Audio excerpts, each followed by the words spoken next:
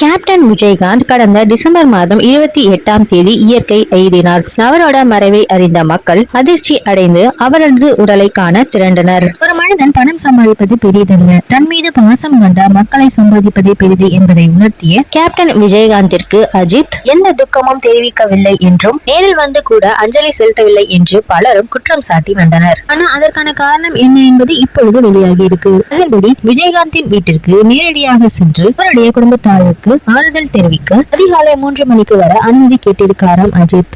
பகல்ல வந்தா கூட்டம் கூடுவாங்கிற காரணத்தினால அதிகாலையில வர்றதுக்கு திட்டமிட்டிருந்தாராம். ஆனா கோயம்பேட்டுல தேமுதிக கட்சி அலுவலகத்துலதான் கேப்டன் விஜயகாந்தோட உடல் அடக்கம் செய்யப்பட்டிருக்கு. அங்க 24 மணி நேரமும் அஞ்சலி செலுத்துறதுக்கு அனுமதி வழங்கப்பட்டிருக்கு. இதனால அஜித் நினைவிடத்துல அஞ்சலி செலுத்துறதுக்கு எந்த நேரத்திலையும் வரலாம் என்றும், ஆனா வீட்டிற்கு அதிகாலையிலேயே வர்றது இடையூறா இருக்குங்கிற காரணத்தினாலதான் அனுமதி அளிக்கிறதுல காலம் தாழ்த்தி வந்தனர் என்று செய்தியும் கிடைச்சிருக்கு. எனவே அஜித் கூடிய விரைவிலேயே கேப்டன் குடும்பத்தினரை சந்தித்து ஆறுதல் சொல்வார் என்று எதிர்பார்க்கப்படுது.